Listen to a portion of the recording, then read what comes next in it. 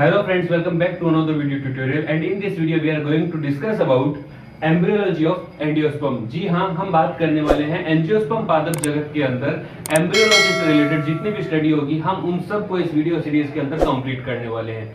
तो ये इस वीडियो सीरीज का पहला वीडियो है जिसके अंदर हम बात करेंगे आज जनरल इंट्रोडक्शन की। तो चलिए शुरू करते हैं। सबसे पहले अगर हम यहाँ पे बात करें फाउंडर ऑफ एम्ब्रियोलॉजी की, तो फाउंडर ऑफ एम्ब्रियोलॉजी का श्रेय दिया जाता है सीएफ वोल्फ को। वहीं पर अगर बात की जाए फादर ऑफ एम्ब्रियोलॉजी की, तो फादर ऑफ एम्ब्रियोलॉजी का श्रेय दिया जाता है वॉन बियर को। तो स्टूडेंट्स आपको ये दोनों नाम ध्यान में रखने हैं। फाउंडर ऑफ एम्ब्रियोलॉजी पूछा जाए तो आपका आंसर रहेगा सीएफ वोल्फ। वहीं अगर पूछा जाए who is the father of embryology, तो यहाँ पे फादर ऑफ एम्ब्रियोलॉजी का श्रेय दिया जाता है वॉन बियर को।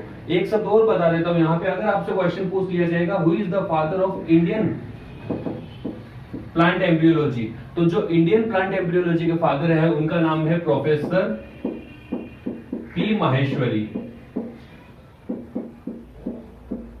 Professor P Maheshwari, professor Panchanan Maheshwari जो कि father of Indian plant embryology है। इन्होंने एक पुस्तक लिखी थी जिसका नाम था the general introduction of embryology of angiosperm plants, और इन्हें ही फादर ऑफ प्लांट एम्ब्रियोलॉजी का श्रेय दिया जाता है। आगे बात करते हैं इसके डेफिनेशन की, तो आप कुछ इस प्रकार से इसको डिफाइन कर सकते हो। The science of the origin and formation of new plants. जी हाँ, सो आप यूं समझ सकते हो कि हम यहाँ पे प्लांट की सेक्स लाइफ की बात कर रहे हैं, हम यहाँ पे प्लांट के सेक्स लाइफ की बात कर रहे हैं। और अगर हम पादपों में सेक्स लाइफ की बात करें तो आप समझ सकते हो सीड से लेकर सीड तक। जी हाँ, पादपों में अगर उसके जीवन चक्र की बात की जाए तो उसका जीवन चक्र बीज से लेकर बीज तक होता है, जिसे प्लांट सेक्स लाइफ कहा जाता है। और किस प्रकार से एक नए पादप की उत्पत्ति होती है और किस प्रकार से उसका उद्भव होता है, विज्ञान की वह शाखा जिसके अंदर हम पादप की उत्पत्ति और उद्भव का अध्ययन करते हैं उसे एम्ब्रियोलॉजी कहा जाता है। इसको थोड़ा और डिटेल में देखते हैं। तो यहाँ पे आपको एक शब्द का और नॉलेज होना चाहिए, स्पर्मेटोफाइट्स। यहाँ पे ये जो स्पर्म शब्द है, इस स्पर्म शब्द का मतलब हो गया सीड। ऐसे पादप जो सीड का प्रोडक्शन करते हैं वो सभी पादप स्पर्मेटोफाइट्स कहलाते हैं, बीजीय पादप कहलाते हैं। ऐसे पादप जिनके अंदर बीज का निर्माण होता है वो सभी पादप बीजीय पादप कहलाते हैं, स्पर्मेटोफाइट्स कहलाते हैं। और यहाँ पे हम स्पर्मेटोफाइट्स के अंदर दो प्लांट ग्रुप को रख सकते हैं, first of all gymnosperm and second angiosperm. यहाँ पे अगर हम बात करें जिम्नोस्पर्म और एंजियोस्पर्म की, जिसे हिंदी में नग्न बीजी पादप और आवृत बीजी पादप कहा जाता है, यहाँ पे इन अनावृत बीजी और आवृत बीजी पादपों में क्या अंतर होता है? इन दोनों के अंदर ही सीड का फॉर्मेशन होता है। और आपको पता है कि सीड की उत्पत्ति किससे होती है? सीड की उत्पत्ति होती है ओव्यूल से। सो इन दोनों ही पादपों के अंदर ओव्यूल उपस्थित होता है जिसके द्वारा बीज बनता है, लेकिन ओव्यूल पाया जाता है ओवेरी के भीतर, और ओवेरी यहाँ पे जिम्नोस्पर्म पादप के अंदर अनुपस्थित होती है। और ओवेरी के द्वारा रिप्रोडक्शन के बाद फ्रूट का फॉर्मेशन होता है। सो यहाँ पे क्योंकि ओवेरी अनुपस्थित है जिसकी वजह से जिम्नोस्पर्म पादपों में फ्रूट का फॉर्मेशन भी नहीं होता। तो आप कह सकते हो कि नग्न बीजी पादप या अनावृत बीजी पादप वे पादप समूह है जिनके अंदर बीज नग्न अवस्था में उपस्थित होते हैं। इनमें ओव्यूल के बाहर ओवेरी अनुपस्थित होती है, इनमें पेरिकार्प का अभाव पाया जाता है। ऐसे पादप जिम्नोस्पर्म पादप कहलाते हैं। वहीं अगर हम बात करें एंजियोस्पर्म पादपों की, तो इन पादपों के अंदर ओव्यूल भी उपस्थित होता है, इनमें ओवेरी भी उपस्थित पाई जाती है। इसका मतलब रिप्रोडक्शन के बाद जब ओव्यूल बीज बना देता है उस समय ओवेरी के द्वारा फ्रूट का फॉर्मेशन हो जाता है जो सीड को चारों ओर से घेर करके रखता है। इसी वजह से इन्हें आवृत बीजी पादप कहा जाता है। यहाँ पे बीज चारों ओर से फल भित्ति के द्वारा आवृत होते हैं, इनमें बीजांड अंडाशय के द्वारा आवृत होते हैं। ऐसा पादप समूह कहलाता है एंजियोस्पर्म। सो इन दोनों के अंदर ही क्योंकि ओव्यूल उपस्थित है जिसकी वजह से सीड का फॉर्मेशन होता है, इस वजह से इन दोनों को स्पर्मेटोफाइट्स के अंदर रखा जाता है। वहीं अगले टर्म की बात करते हैं हम एम्ब्रियोफाइट्स की। ऐसे पादप जिनके अंदर एम्ब्रियो का फॉर्मेशन होता है, ऐसे पादप जिनके अंदर भ्रूण की उत्पत्ति होती है, वे पादप एम्ब्रियोफाइट्स कहलाते हैं। और आपको ध्यान में रखना है कि पादप जगत में सबसे पहले भ्रूण की उत्पत्ति ब्रायोफाइट्स में हुई थी। ब्रायोफाइट्स के अंदर सबसे पहले भ्रूण की उत्पत्ति हुई थी। इसका मतलब थैलोफाइटा के अंदर एम्ब्रियो का फॉर्मेशन नहीं होता। ब्रायोफाइटा, टेरिडोफाइटा, जिम्नोस्पर्म, एंजियोस्पर्म, इन सभी में एम्ब्रियो का डेवलपमेंट होता है। सो इन सभी को आप एम्ब्रियोफाइट्स कह सकते हो। इस आधार पे अब क्योंकि आपको ये टर्म्स पता चल चुके हैं, इस आधार पे आप नई डेफिनेशन भी बना सकते हो जहां पे हम प्लांट की कंप्लीट सेक्स लाइफ की बात करेंगे। किस प्रकार? कुछ इस तरीके से। Plant embryology studied not only embryonic development, कि सिर्फ और सिर्फ एम्ब्रियो के परिवर्तन की बात नहीं की जाती, बट इसके साथ साथ formation of anther, pollen grain जो कि मेल गेमेट्स की तरह कार्य करते हैं, मेल सेक्स पार्ट की तरह कार्य करते हैं, ओव्यूल जो कि फीमेल सेक्स पार्ट की तरह कार्य करते हैं, फीमेल गेमेट की तरह कार्य करते हैं, generative phase the formation of sex cell, यहाँ पे मेल एंड फीमेल गेमेट के प्रोडक्शन की बात की जाएगी, एंड फर्टिलाइजेशन रिप्रोडक्शन या निषेचन की बात की जाएगी, जहां पर विज्ञान की वह शाखा जहां पे आप पादपों में उसके लैंगिक चक्र के दौरान एंथर, स्टामेन, मेल गैमेटोफाइट का development, ovary, ovule, female gametophyte का डेवलपमेंट, रिप्रोडक्शन की प्रोसेस, फर्टिलाइजेशन के बाद एम्ब्रियो डेवलपमेंट, सीड का प्रोडक्शन, उन सभी शाखाओं का अध्ययन करते हो विज्ञान की वह शाखा कहलाती है भ्रूण विज्ञान। ओके, आगे आपको देखना है कि जो पादप होते हैं, इन पादपों में दो प्रकार का जीवन चक्र पाया जाता है। पहला स्पोरोफाइटिक फेज, जिसे बीजाणुद्भिद अवस्था कहा जाता है। ये जो बीजाणुद्भिद अवस्था होती है, ये द्विगुणित प्रकार की होती है, प्रभावी होती है, लंबे समय तक बनी रहती है। वहीं जो दूसरी फेज होती है उसे कहते हैं गैमेटोफाइटिक फेज, युग्मोद्भिद अवस्था। ये अल्प प्रभावी होती है, एगुणित प्रकार की होती है, अल्पकालिक होती है, रिड्यूस्ड नेचर की होती है। जैसा कि किसी भी हायर प्लांट्स की बात की जाए तो जो पादप की बॉडी आपको देखने को मिल रही है, जहां पे आप रूट, स्टेम एंड लीफ उसकी देखते हो, वो उसकी स्पोरोफाइटिक अवस्था होती है, बीजाणुद्भिद अवस्था होती है। और जब उस पे पुष्प का निर्माण होता है और पुष्प निर्माण के दौरान जब नर व मादा युग्मकों का परिवर्तन होता है, उस समय अर्धसूत्री विभाजन की क्रिया होती है, जिससे एगुणित युग्मकों का निर्माण होता है। और जहां पर एगुणित युग्मकों का निर्माण प्रारंभ हो जाता है, वहीं से गैमेटोफाइटिक फेज स्टार्ट हो जाती है और तब तक चलती है जब तक निषेचन के बाद वापस से द्विगुणित रचना, जाइगोट का फॉर्मेशन नहीं हो जाता। तो यहाँ पे मेल एंड फीमेल गैमेट के फॉर्मेशन से लेकर जाइगोट की उत्पत्ति तक जो अवस्था चलती है वो एगुणित प्रकार की होती है, उसे गैमेटोफाइटिक फेज कहा जाता है। इसके बाद इस समय हमें स्टडी करनी है एम्ब्रियोलॉजी के अंदर इस गैमेटोफाइटिक फेज की, और इस गैमेटोफाइटिक फेज के दौरान प्लांट के ऊपर फ्लावर का फॉर्मेशन होता है, पुष्प की उत्पत्ति होती है। अगर हम बात करें पुष्प की, तो पुष्प को रूपांतरित प्ररोह भी कहा जाता है, पुष्प को मॉडिफाइड शूट भी कहा जाता है। ऐसा क्यों कहते हैं?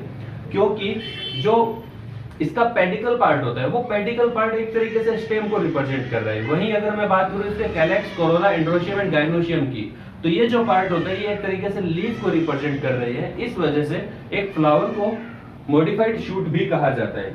इसके अंदर ये जो चार टर्म हमने बात की है, बाह्य दल, दलपुंज, पुमंग और पुंकेसर और स्त्री केसर, सो ये जो चार जननांग होते हैं, चार जो चक्र होते हैं, इनमें से अगर बात की जाए कैलेक्स और कोरोला की, तो इन्हें एसेसरी वॉल्स या एसेशनल वॉल्स कहा जाता है, सहायक चक्र कहा जाता है। जबकि अगर बात की जाए एंड्रोशियम और गाइनोशियम की, पुंकेसर और स्त्री केसर की, तो इन्हें रिप्रोडक्टिव वॉल्स या फिर नेसेसरी वॉल्स कहा जाता है।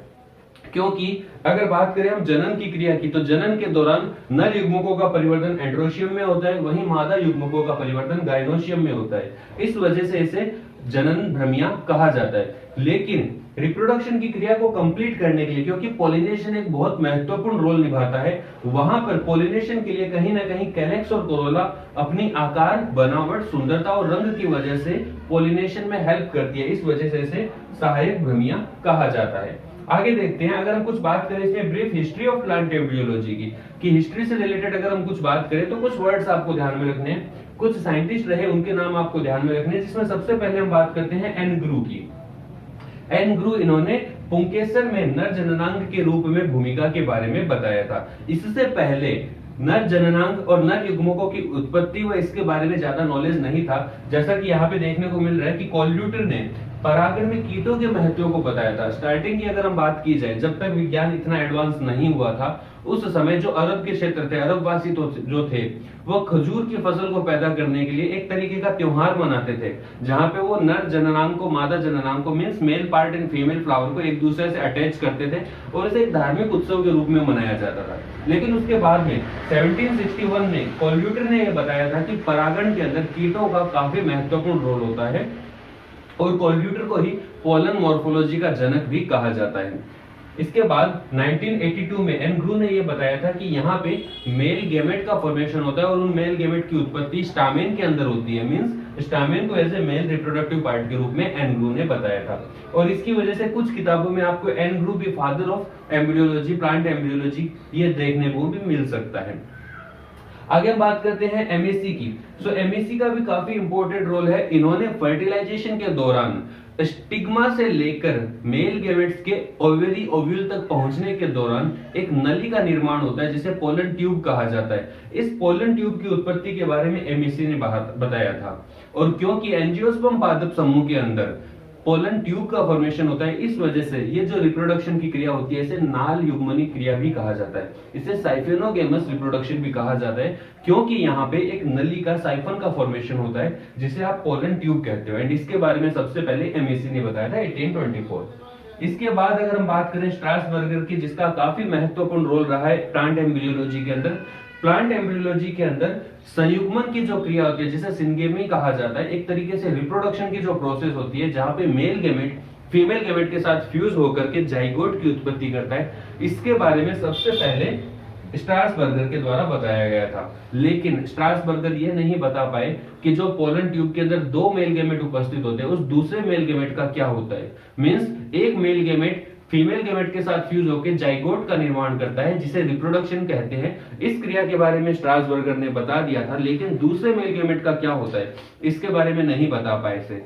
इसके बाद नवास्टिन ने आगे स्टडी करके इसके बारे में बताया था कि इन्होंने कहा था नवास्टिन ने कि जो दूसरा मेल गेमेट होता है वो दूसरा मेल गेमेट सेकेंडरी न्यूक्लियस के साथ फ्यूज होकर, द्वितीय केंद्रक के साथ फ्यूज होकर एंडोस्पर्म मदर सेल ईएमसी का निर्माण करता है। एंडोस्पर्म मदर सेल की उत्पत्ति करता है जो कि आगे जाके एंडोस्पर्म का निर्माण करता है, भ्रूणपोष का परिवर्तन करता है। ये बात बताई गई थी नवास्टिन के द्वारा और इस क्रिया को कहा जाता है डबल फर्टिलाइजेशन, द्विक निषेचन की क्रिया। और द्विक निषेचन के दौरान क्योंकि सेकेंडरी न्यूक्लियस जो कि खुद द्विगुणित रचना है वो एक अगुणित रचना मेल गेमेट के साथ फ्यूज होकर के एक त्रिगुणित रचना का निर्माण करती है, इस वजह से इसे त्रिक संलयन या ट्रिपल फ्यूजन की प्रोसेस भी कहा जाता है। एंड आपको ध्यान में रखना है कि ये जो त्रिगुणित रचना बनी है ये एंडोस्पर्म मदर सेल है, भ्रूणपोष मातृ कोशिका है। अब क्योंकि यहाँ पे भ्रूणपोष मातृ कोशिका त्रिगुणित प्रकार की है, इस वजह से एंजियोस्पर्म प्लांट ग्रुप के अंदर बनने वाला भ्रूणपोष भी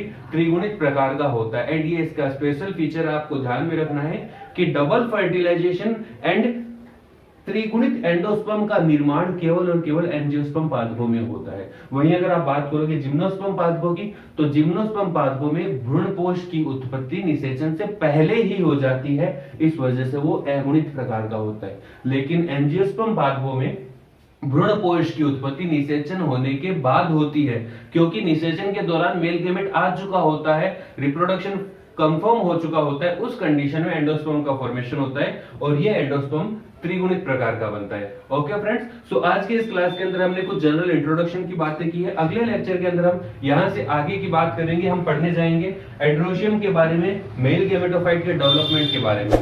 और अगर आपको वीडियो पसंद आया हो, अगर आपको ये वीडियो यूजफुल लगा हो तो वीडियो को लाइक कीजिए, चैनल पे पहली बार आए तो चैनल को सब्सक्राइब करना ना भूलें। Thank you.